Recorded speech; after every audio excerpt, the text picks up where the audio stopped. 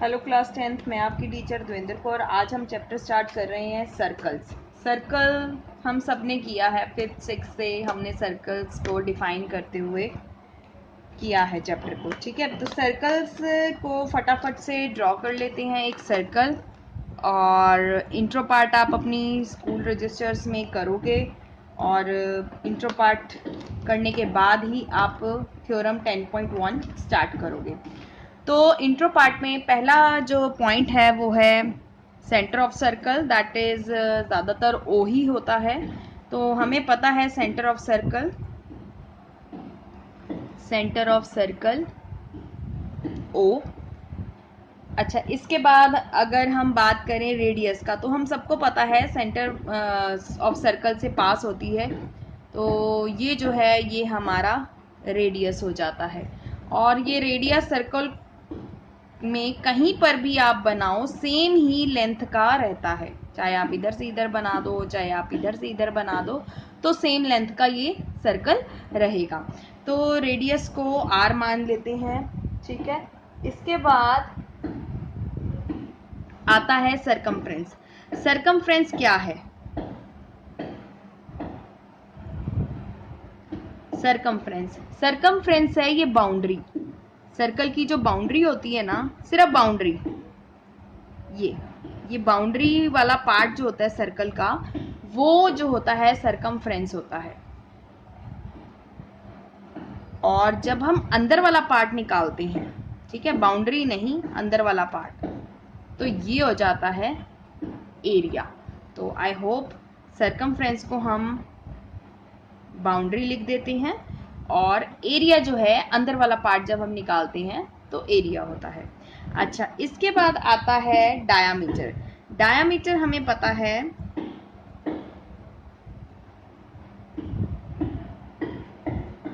Centre point से होता हुआ डायामीटर क्रॉस हो जाता है, बाउंड्री को टच करता है, यहाँ से भी बाउंड्री को टच करा, यहाँ से भी बाउंड्री को टच करा, सेंटर पार्ट को पास करा। और ये डायामीटर भी आप कहीं से भी ड्रॉ करोगे तो सेम ही लेंथ का बनेगा। ये सारे डायामीटर्स हैं। ठीक है, तो डायामीटर डी। इसके बाद आता है सेकंड। सेकंड क्या होता है? सेकंड है हमारा, अगर मैं बुक वाली लैंग्वेज में बुक में देखकर बताऊं तो जो हमारा सेकंड होगा वो जो है हमारा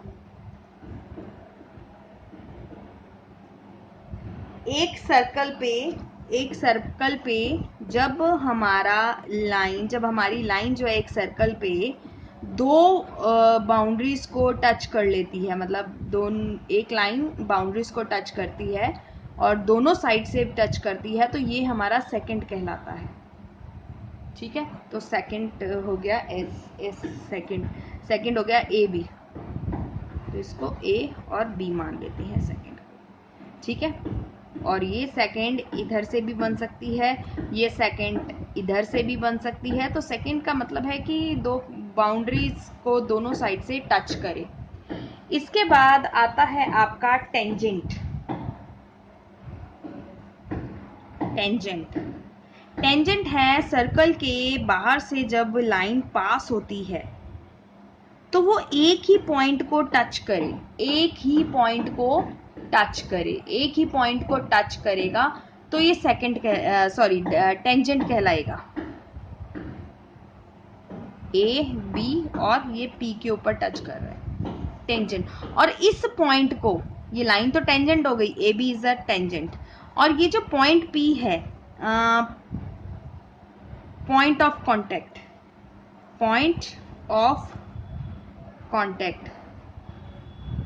कांटेक्ट जो है वो P कहलाएगा, क्योंकि पॉइंट एक ही कांटेक्ट पॉइंट है सर्कल को टच करने का, इस लाइन का, वो P है। P is the point of contact, और ये जो P से पास हो रही है जो लाइन, वो जो है टेंजेंट है। अगर इसी पॉइंट से मैं बोलूं कितनी लाइंस पास हो जाएंगी, तो लाइन तो बहुत सारी पास हो जाएंगी, इनफाइनेटली मैनी लाइंस पास होंगी, लेकिन टेंजेंट नहीं बनाएंगी सारी लाइंस, क्योंकि ये इंटरसेक्टिंग लाइंस है, ये सारी इंटरसेक्टिंग लाइंस हैं। ठीक है, ये सारी इंटरसेक्टिंग लाइंस है। टेंजेंट हमारी इसी तरह पास होगी और यहाँ से जाएगा तो भी एक ही पॉइंट होगा, यहाँ से जाएगा तो भी एक ही पॉइंट होगा, इधर से जा रहा है तो भी एक पॉइंट होगा, इधर से जाएगा तो भी। तो मतलब टेंजेंट जो है एक पॉइंट ऑफ कांटेक्ट को ही टच करेगा सर्कल का। इसके बाद इंटरसेक्टिंग लाइंस भी हो गया। एंड जो पैरेलल ऑफ टेंजेंट जो है, पैरेलल बन सकता है, ये पैरेलल टेंजेंट्स है, पैरेलल टेंजेंट्स, ये पैरेलल टेंजेंट्स है हमारी। ठीक है, तो इस तरह से पैरेलल टेंजेंट भी बनाई जा सकती है। आप देख सकते हो डायग्राम पैरेलल टेंजेंट का, ये पैरेलल टेंजेंट है, तो मैंने वो भी बता दिया। पैरेलल टेंजेंट भी बन सकती है, पॉइंट ऑफ कांटेक्ट एक होना चाहिए, एक लाइन का एक ही पॉइंट ऑफ कांटेक्ट आएगा। और इसके बाद जो आता है वो आता है हमारा थ्योरम 10.1। इसके बाद थ्योरम 10.1 है। इंट्रो आप फटाफट से लिख लीजिए ताकि हम जो है थ्योरम 10.1 स्टार्ट कर सकें। और उसके बाद एक्सरसाइज 10.1 है, बहुत इजी वाला एक्सरसाइज है। और एक पॉइंट जो है, there is only one tangent at a point of circle. तो यही बात मैं यहाँ पर आपको समझा रही थी कि एक ही टेंजेंट बनेगी एक पॉइंट ऑफ सर्कल पे। तो नोट में आप लिख सकते हो, note there is only one tangent, there is only one tangent at a point of the circle। एक ही टेंजेंट बनेगी एक पॉइंट पर। अगर इस पॉइंट से बहुत सारी लाइंस जा रही हैं तो वो इंटरसेक्टिंग लाइंस हो जाएंगी, वो टेंजेंट नहीं होंगी। यहाँ पर टेंजेंट नहीं है, टेंजेंट सिर्फ एक ही लाइन होगी। तो आई होप क्लियर आपको टेंजेंट और इंटरसेक्टिंग लाइंस। तो let's get start with the theorem 10.1। 10.1 theorem है, the tangent at any point of a circle is perpendicular to the radius the point of contact। मतलब वो बोल रहा है कि सर्कल के ऊपर जो टेंजेंट बनाता है, जो भी लाइन टेंजेंट बनाती है, एक सर्कल के ऊपर जो भी लाइन टेंजेंट बनाती है, वहां से जो रेडियस निकलता है ना, वहां से जो रेडियस बनता है उस टेंजेंट के ऊपर, जो भी रेडियस बनेगा वो 90 डिग्री का बनेगा। ये हमें प्रूफ करना है। तो ये तो कहीं से भी बन सकता है। आप देखो, अगर मैं टेंजेंट इधर से ड्रॉ करती हूँ तो भी, और इधर से ड्रॉ करती हूँ तो भी 90 डिग्री का बनता है, वो बोल रहा है। और मैं इधर से ड्रॉ कर दूं तो भी वो बोल रहा है 90 डिग्री का बनता है। तो यही हमें प्रूफ करना है। ठीक है, सारी डायरेक्शन से बनता है। तो इसके लिए अब हम लिखेंगे पहले गिवन की सर्कल का सी, मान लो सर्कल सी है और रेडियस ओ है, सॉरी रेडियस जो है सेंटर, सॉरी रेडियस जो है वो आर है, सेंटर पॉइंट जो है वो ओ है। थोड़ा कंफ्यूजन हो गया अल्फाबेट्स में। मीट टेंजेंट ए बी, इसको मान लेते हैं ए और बी। आप किसी भी डायग्राम को चूज कर सकते हैं और यहाँ पर मैं पी लिख देती हूँ, पॉइंट पी पॉइंट पे मीट हो रहा है। ठीक है, आप कोई भी पॉइंट ले सकते हो और आप कोई भी नाम ले सकते हो। इसके बाद जो हमें लिखना है कंस्ट्रक्शन। तो कंस्ट्रक्शन हमें क्या करनी है, take a point Q outside the circle, जो रेडियस एक और बनाएंगे। तो हम लिख लेते हैं टेक अ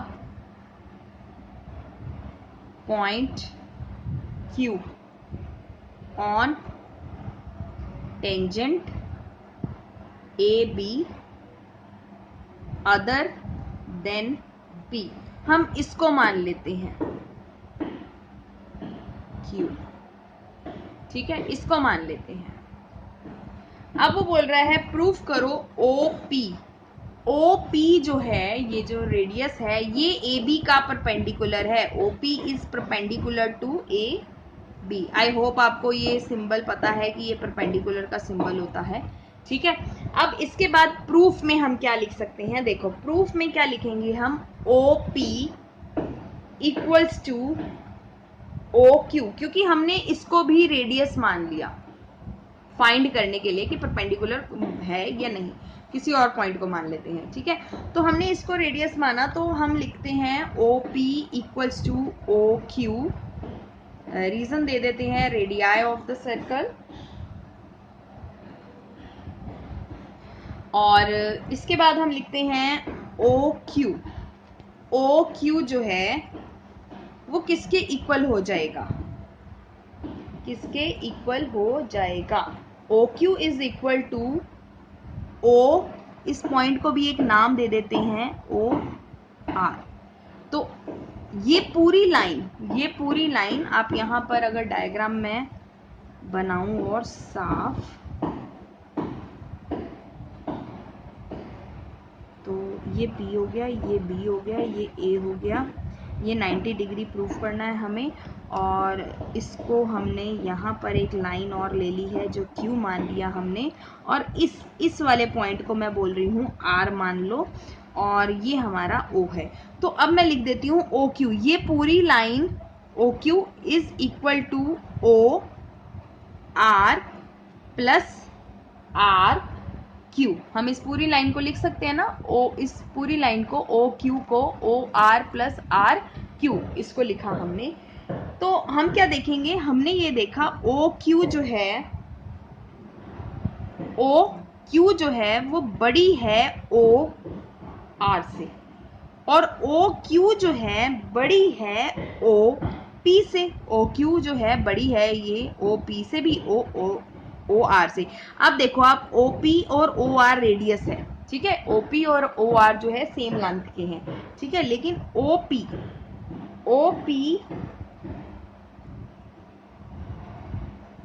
और OP छोटी है OQ से, ठीक है। तो OP is the, therefore OP is the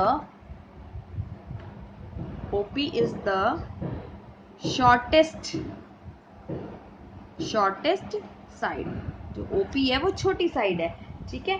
hence OP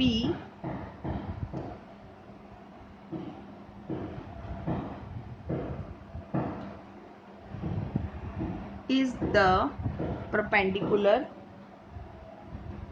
to AB। क्यों? perpendicular is the shortest side। अब देखो कैसे, परपेंडिकुलर छोटी है, इस OP छोटी है, इसलिए परपेंडिकुलर बना रही है। OQ परपेंडिकुलर नहीं बना सकती क्योंकि OQ जो है बड़ी है। तो इसी लाइन से हमने प्रूव कर दिया कि OP छोटी होने की वजह से ये परपेंडिकुलर बना रही है AB का, ठीक है, और OQ जो है बड़ी लाइन है जो कि परपेंडिकुलर नहीं बना सकती, यही एक रीजन है यहाँ पर। तो ये 10.1 थ्योरम कंप्लीट होती है। एक्सरसाइज 10.1 का फर्स्ट क्वेश्चन की तरफ चलते हैं। फटाफट से ये नीट एंड क्लीन राइटिंग में अपने रजिस्टर्स पे उतार लो, और उसके बाद 10.1 का क्वेश्चन नंबर 1 करेंगे। एक्सरसाइज 10.1 क्वेश्चन नंबर 1 है, how many tangents can have a circle. Circle के पास कितने टेंजेंट्स हो सकते हैं? सर्कल के पास इनफाइनाइट मैनी टेंजेंट्स हो सकते हैं। क्यों? क्योंकि टेंजेंट यहाँ से भी बन सकता है, यहाँ से भी बन सकता है, यहाँ से भी बन सकता है, यहाँ से भी बन सकता है, यहाँ से भी बन सकता है, यहाँ से भी बन सकता है, और यहाँ से भी बन सकता है, ऐसे भी बन सकता है, ऐसे भी बन सकता है। तो इनफाइनाइट टेंजेंट्स बन सकते हैं। तो आंसर में हम लिख लेंगे इनफाइनाइट, ठीक। इसके बाद फिलअप्स है, a tangent to a circle intersect it in dash point. अब जो टेंजेंट बनेगा सर्कल का वो कितने पॉइंट पे टच करेगा? आपको मैंने इंट्रो में बताया था, ओनली 1 पॉइंट पे टच करेगा, तो हम लिखेंगे यहाँ पर 1। A line intersecting a circle in 2 points. अच्छा, एक लाइन जो इंटरसेक्ट कर रही है सर्कल को 2 पॉइंट्स पर, तो ये 2 पॉइंट्स पे लाइन ने सर्कल कर लिया, तो ये लाइन क्या कहलाएगी? ये लाइन कहलाएगी हमारा ही सेकेंड। अ सर्कल हैव कितने पैरेलल टेंजेंट्स बन सकते हैं? देखो, ज्यादा से ज्यादा 1, तो कितनी पैरेलल्स बन गई? 1 और 2 पैरेलल लाइंस। और the common point of tangent to a circle and the circle is called. ये जो कॉमन पॉइंट होता है टेंजेंट का, ठीक है, ये क्या कहलाता है? ये कॉमन पॉइंट जो है टेंजेंट का, ये क्या कहलाता है? हमने पढ़ा था, ये कहलाएगा पॉइंट ऑफ कॉन्टैक्ट। ठीक है जी। इसके बाद क्वेश्चन नंबर 3 है a tangent P Q at a point P of a circle of radius 5 centimetre meets a line through the centre O at a point Q so that O Q equals to 12 centimetre and the length of P Q is MCQ question है ये। तो चलिए इसको solve करते हैं question number 3 को। Question number 3 बोलता है कि अ टेंजेंट पी क्यू, बुक का क्वेश्चन है तो बुक सामने रख लेते हैं। अ tangent P Q at a point P. अब मैंने एक सर्कल बना लिया, ठीक है। सर्कल के ऊपर अब मैं क्या करूंगी, अब मैं पी क्यू एक टेंजेंट बना लेती हूं और पी, ठीक है। अब फिर वो बुक में देखो क्वेश्चन है of a circle of radius 5 centimetre, radius इसका बना देती हूँ 5 सेंटीमीटर का, ठीक है। तो रेडियस यहाँ से यहाँ ड्रॉ कर देती हूँ मैं, 5 सेंटीमीटर का रेडियस है ये, 5 सेंटीमीटर आर, ठीक है। अब नेक्स्ट जो बोल रहा है वो क्या बोल रहा है, नेक्स्ट जो है a line through meets through the centre O at the point Q. अब एक क्यू ओ से, इस ओ सेंटर से क्यू की तरफ एक लाइन जा रही है क्यू तक, ठीक है। ओ से क्यू की तरफ एक लाइन जा रही है। उसके बाद बोल रहा है जो ओ क्यू है ना, जो ओ क्यू है वो 12 सेंटीमीटर है, तो हमें पी क्यू की लेंथ निकालनी है। अरे भाई ये तो सीधा सीधा है, ये परपेंडिकुलर बन रहा है। जब परपेंडिकुलर बनेगा एक ट्रायंगल के अंदर तो उसमें क्या लगेगा, by Pythagoras theorem, by Pythagoras theorem हम थर्ड साइड निकाल लेंगे, थर्ड साइड ही तो निकालनी है। और चैप्टर 8 में हमने जब ट्रिग्नोमेट्री करा था तो हमने चैप्टर 8 में पाइथागोरस थ्योरम का ही यूज किया था, ठीक है। तो बेस का स्क्वायर इक्वल्स टू हाइपोटेन्यूज का स्क्वायर प्लस परपेंडिकुलर का स्क्वायर। तो यहाँ पर परपेंडिकुलर मेरा पी क्यू है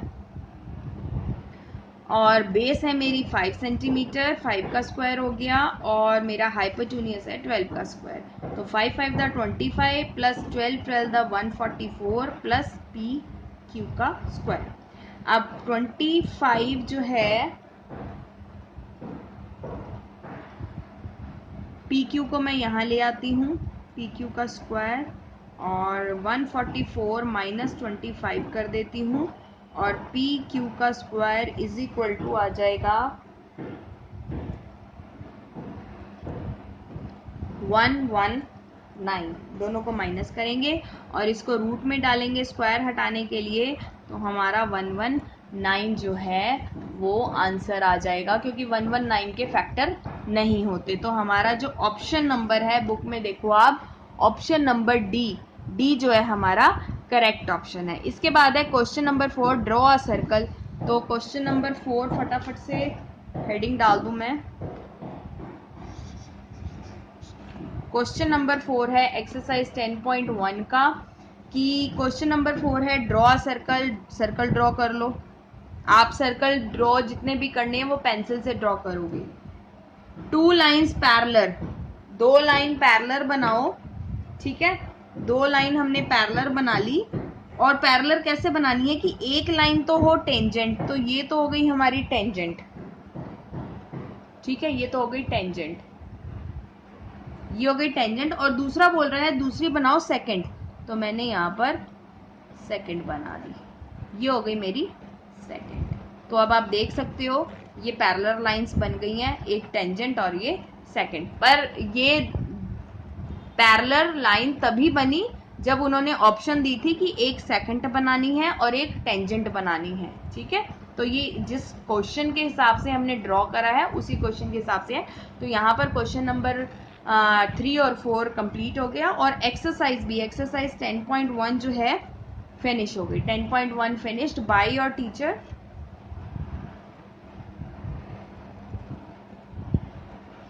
Vinder Kaur. Complete your work on a given period time. If you have still any doubt, then please message me on my WhatsApp number. Till then, take care.